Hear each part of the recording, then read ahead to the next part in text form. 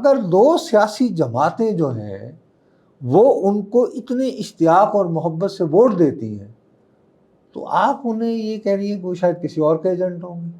نہیں سر، یہ کیا بات، یعنی آپ امپلائی تو یہی کر رہی ہیں. انہوں نے جیسے فوج کے اشارے پہ ایسے بیان دے دیے. یہ دیکھیے نا، آپ زیادتی کر رہی ہیں. پلیز ایسے نہ کریں.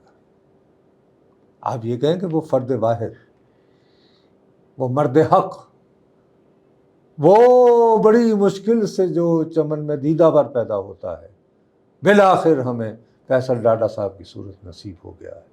اور وہ اقبال جس حق گو کی تلاش کر رہے تھے وہ یہی ہیں، وہ بول رہے ہیں. اور وہ پھر سپریم کورٹ کے آگے بھی پھر خیر اس کے بارے میں تو میں کچھ نہیں، نوٹس لے لیا گیا ہے. اب دیکھیں کہ کیا ہوتا ہے، کیونکہ ایک صاحب تھے پاکستان کے وزیر اعظم ہوا کرتے تھے، یوسف رضا گیلانی. ہاں، لوگ بھول بھال گئے تھے کہ ججز وغیرہ کچھ نظر بند ہوئے ہیں. 2008 کے انتخاب ہوئے، وہ منتخب ہوئے، ابھی انہوں نے اپنے عہدے کا حلف بھی نہیں لیا تھا. ہوتا یہ ہے کہ آپ پہلے قومی اسمبلی آپ کو منتخب کرتی ہے، اس کے بعد آپ ایوان صدر جا کر اوتھ لیتے ہیں. انہوں نے اس سے پہلے ہی جب شکریہ کی تقریر کی، تھینکس گیونگ، منتخب ہونے کے بعد، تو انہوں نے کہا کہ جی فوری طور پر، اور تمام ڈی ایس این جیز جو ہیں وہ ججز کالونی کی طرف مڑ گئے. اور اس احسان کا بدلہ افتخار چودھری نے یہ دیا تھا کہ اس کو کہا چٹھی لکھو سوئٹزرلینڈ کو، اور اس کو بتاؤ کہ ہمارا منتخب صدر جو ہے وہ کتنا کرپٹ ہے اور اس نے کتنے پیسے چھپا رکھے ہیں.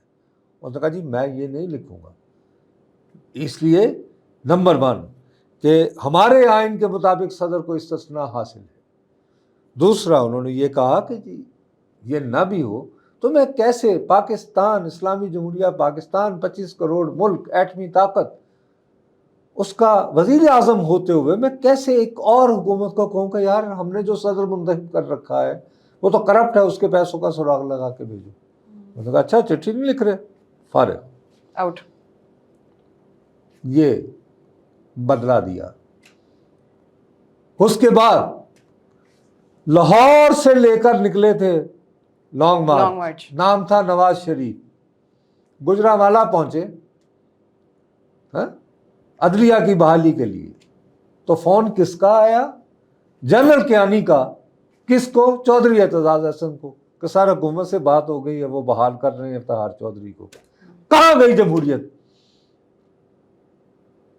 2 نمبری ہیں یہ.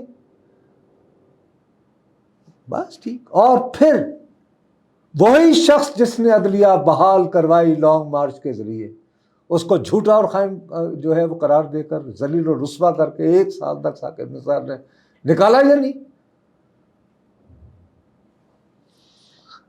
کیا فیصل ڈاڈا کے ساتھ یہ ہوگا؟ میرا سوال. کیا خیال ہے؟